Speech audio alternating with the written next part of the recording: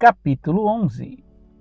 Então eu pergunto, será que Deus rejeitou o seu próprio povo? É claro que não. Eu mesmo sou israelita, descendente de Abraão e membro da tribo de Benjamim. Deus não rejeitou o seu povo, que ele havia escolhido desde o princípio. Vocês sabem muito bem o que as Escrituras Sagradas dizem naquele trecho em que Elias acusa o povo de Israel diante de Deus. Elias diz assim: Senhor, eles mataram os teus profetas e destruíram os teus altares.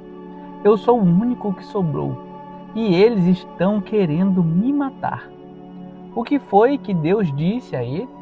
Ele disse: Eu guardei para mim 7.000 homens que não adoraram o Deus Baal. A mesma coisa também acontece agora, isto é, por causa da graça de Deus, ainda existe um pequeno número daqueles que ele escolheu. Essa escolha se baseia na graça de Deus e não no que eles fizeram. Porque se a escolha de Deus se baseasse no que as pessoas fazem, então a sua graça não seria a verdadeira graça. E isso quer dizer que não foi o povo de Israel que encontrou o que estava procurando. Quem encontrou foi apenas um pequeno grupo que Deus escolheu. Os outros não quiseram ouvir o chamado de Deus. Como dizem as Escrituras Sagradas, Deus endureceu o coração e a mente deles. Deu-lhes olhos que não podem ver e ouvidos que não podem ouvir até o dia de hoje. E Davi disse que nas suas festas eles sejam apanhados e enganados, que eles caiam e sejam castigados. Ó Deus, faze com que eles fiquem cegos e que fiquem sempre curados debaixo do peso das suas dificuldades. Agora eu pergunto, quando os judeus tropeçaram, será que eles caíram para nunca mais se levantar? É claro que não. Mas porque eles pecaram, a salvação veio para os não-judeus, para fazer com que os judeus ficassem com ciúmes deles. O pecado dos judeus trouxe grandes bênçãos para o mundo, e a sua pobreza espiritual trouxe ricas bênçãos para os não-judeus. Então, quando se completar o número de judeus que voltarão para Deus, as bênçãos serão muito maiores ainda. Agora estou falando a vocês que não são judeus. Enquanto eu for o apóstolo dos não-judeus, terei orgulho do meu trabalho. Talvez eu possa fazer com que os que não são da minha própria raça fiquem com ciúmes, e assim seja possível salvar alguns deles. Porque quando os não-judeus foram rejeitados, o resto do mundo se tornou amigo de Deus.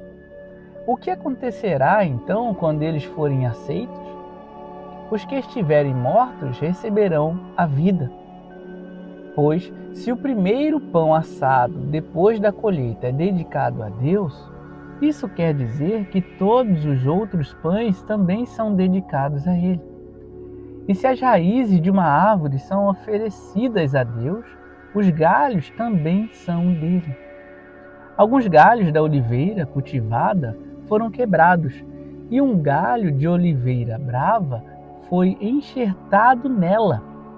Pois vocês, os não-judeus, são como aquela oliveira brava, e agora tomam parte na força e na riqueza espiritual dos judeus.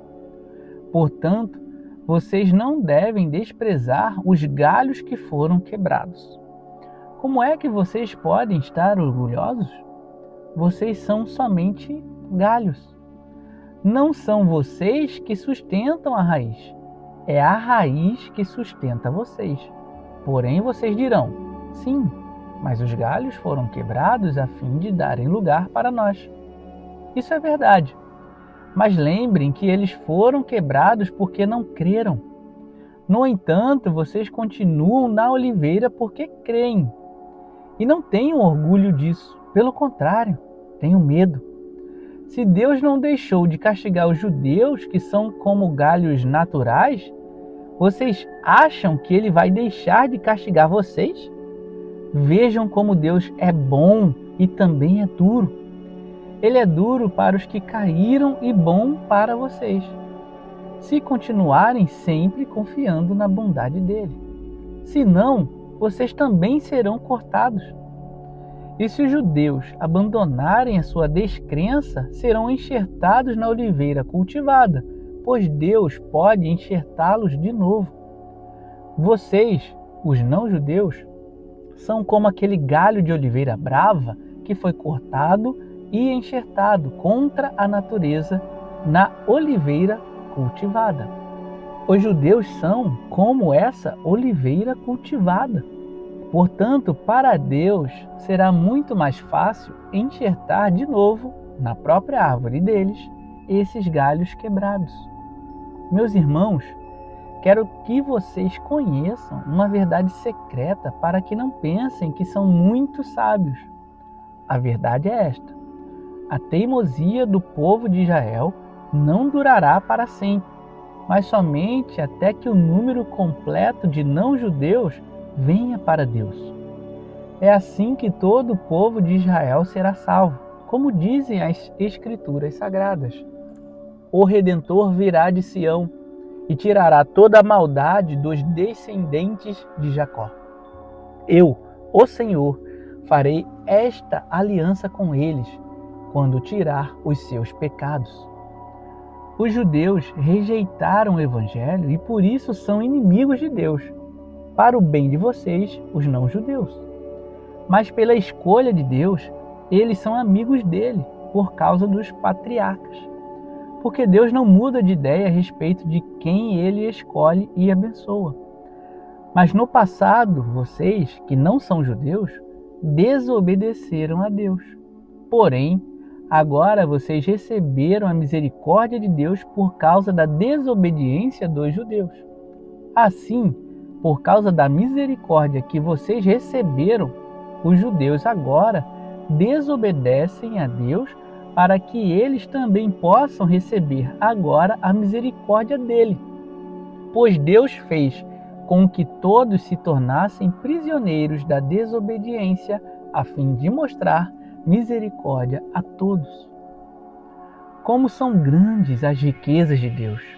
Como são profundos o seu conhecimento e a sua sabedoria! Quem pode explicar as suas decisões? Quem pode entender os seus planos? Como dizem as Escrituras Sagradas, quem pode conhecer a mente do Senhor? Quem é capaz de lhe dar conselhos?